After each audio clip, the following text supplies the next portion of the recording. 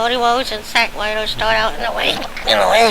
They get no entrance whatsoever on television, but it ends up Cody Rhodes is the disaster kick for the win. Once again, Zack Ryder used to make everybody else look good, even though I'm not really that happy about the way they use Ryder. And I'm also not really happy with the fact that after he loses to Cody, Ryder's used once again to make Ryback look good as Ryback comes out. Knocks him around a couple of times, picks him up, carries him to the ambulance that Ryback rode out on at the beginning of the show. Throws Ryder on the back and starts screaming Ryback moves. So once again, Ryder's used to make another man look good. This is the end of Ryder because seriously, he got the ambulance back after he got thrown in the ambulance. In the back of the ambulance rolled away. So I'm thinking that this might be like a way to get Ryder off so he can come back and be something different, or maybe it's just one time thing and he'll be back next week on Superstars or something. But not really happy with the way they use Ryder to make everybody else look decent. But once again, Ryback rules. And coming up next is The Shield versus Team Hell No and Kofi Kingston. The Shield come out and introduce themselves. Rollins and Reigns, the new tag team champions. Ambrose, the new United States champion. And if you're actually watching this, if you're actually watching Raw, or were watching Raw when I was recording this, if you look at Ambrose, he's dressing a little differently from the other two. He's got a white shirt on under his vest. He's got white tape around his wrist. They seem to be trying to separate him a little bit from the other two to make him stand out as the, I guess, leader or the only single guy of the three. To make them stand out as the singles guy and the tag team of the group. But they talk about how they took out Undertaker, The Rock, and others, how they changed Ryback into what he is now, and all this.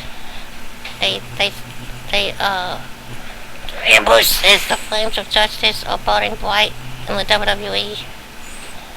This leads into Kane's pyro hitting. Team Hell No comes out, and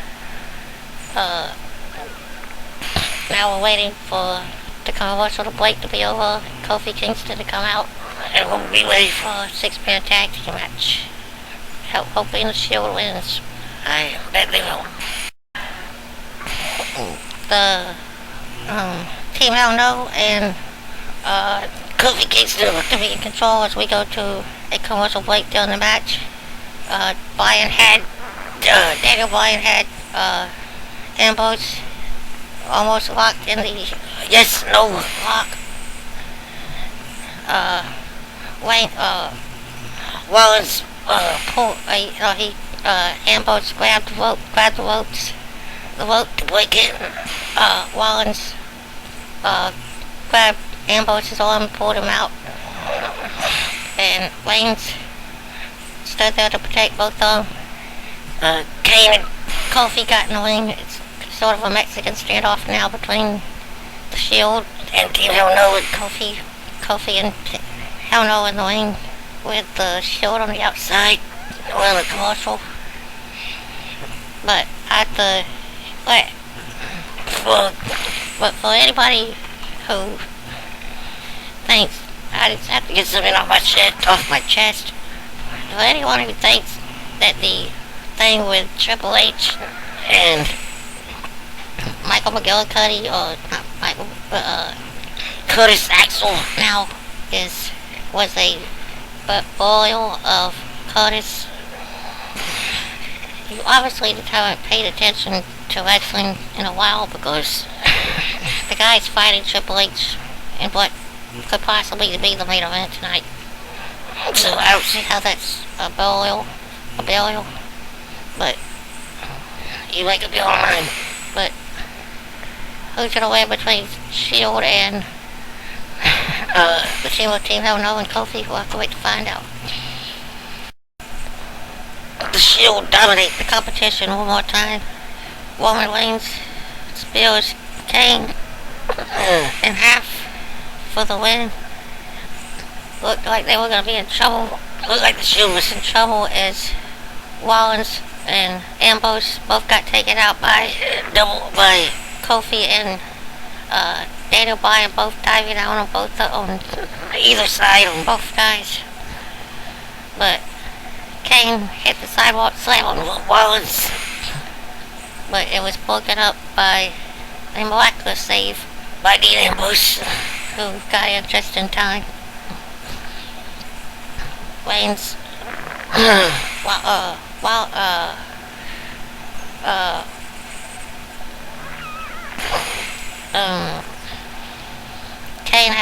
Kane knocks Rollins knocks Ambrose out of the ring, goes to set up Reigns for the choke slam. Rollins runs in with the knee trembler, and Kane, effectively forcing Kane to release Rollins from the choke slam. Rollins backs up into the corner, hits the spear, and we have and the Shield win again. Coming up next, I don't know if it's next, but still to come, we have Triple H against the newly coronated Curtis Axel. They're still pushing the app voting for who will fight Jack Swagger. The voting is between Blake Ali, R-Truth, and Randy Orton. I mean, seriously, who do you think's gonna get the win in that voting? We all know it's gonna be Randy Orton against Jack Swagger. But that's coming up either later or next, I'm not sure. But I'm pretty sure that the Triple H and Curtis Axel match will probably be in the main event or somewhere towards the main event. We only got about 30 something minutes left of the show, so I'll see you in a couple minutes. How did I know that Randy Orton was going to win that voting? Well, it's going to be Randy Orton versus Jack Swagger coming up next after the commercial. Kind of seeing Orton win this match. We'll have to see how it goes. Orton and Swagger actually having a pretty good back and forth match. I didn't really expect this to be as good as much of a back and forth as it turned out to be.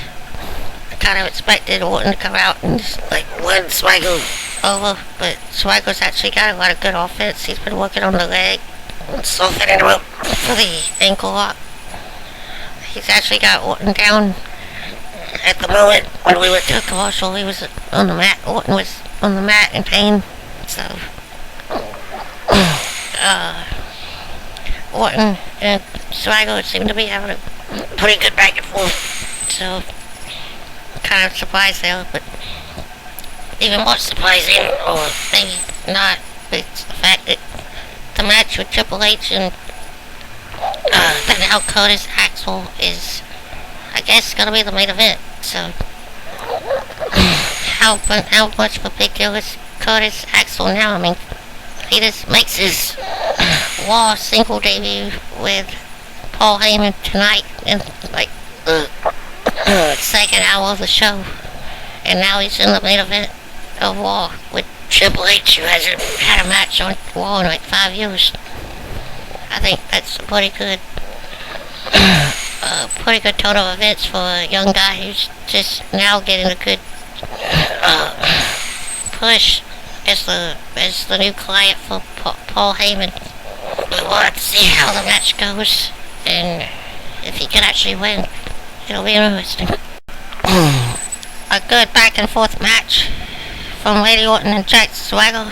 I I kind of was expecting Swagger to get ran over by Orton, but Orton did win the match by RKO.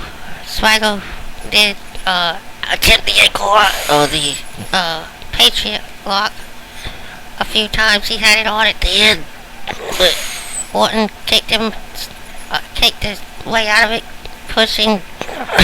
kicking Swagger so hard he fell out of the ring. Swagger did. Swagger comes running back in, gets caught in the RKO. Randy Orton is your winner. Coming up next is the main event of the night. Triple H back on Raw in action for the first time in 3 years. And who's he fighting? Curtis Axel, the newest client of Paul Heyman, the former Michael McGillicuddy, the son of Mr. Perfect, the grandson of Larry the Axe Hitting.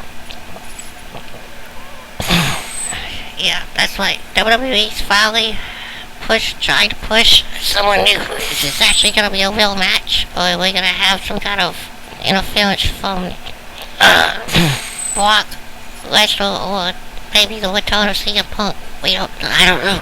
We'll have to wait. But they're actually trying to push the new Curtis Axel, putting him in the main event of Raw against the man, the caliber of the game, Triple H, who's basically running the show and could pick whoever he wanted to be in the match. But he chose the newly dubbed Curtis Axel, the newest member of the Paul Heyman client list. Should be a good match. I have a lot of respect for Curtis Axel. I've seen him wrestle before. I'm looking forward to a good main event.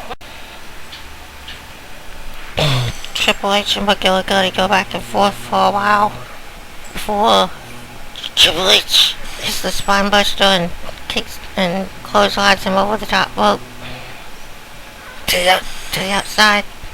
Triple H tries to follow up, but looks like he's looks to be sick and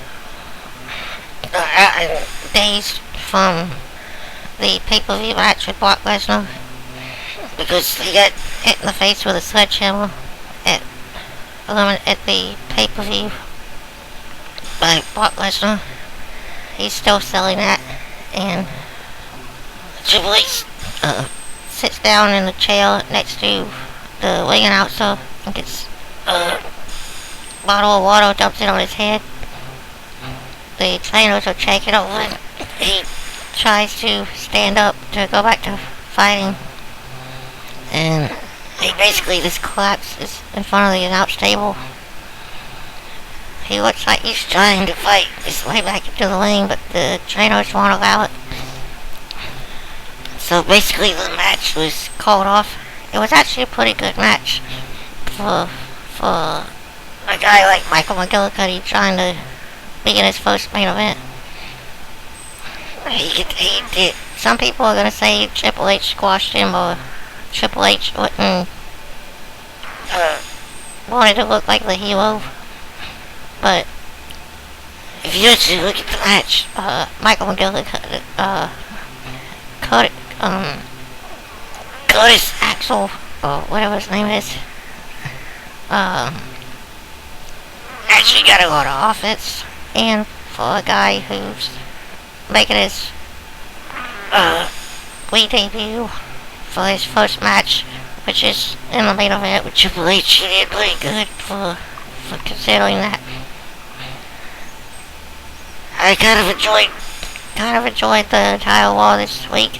Glad to see that a new guy, they're trying to build a new guy in Curtis Axel, and they gave him a manager like Paul Heyman to really step him up. I always thought this guy was really good. Just needed something or someone to get him over, and it looks like they're trying to do that now. And that's it for Raw. See you Thursday for Impact and Friday for SmackDown.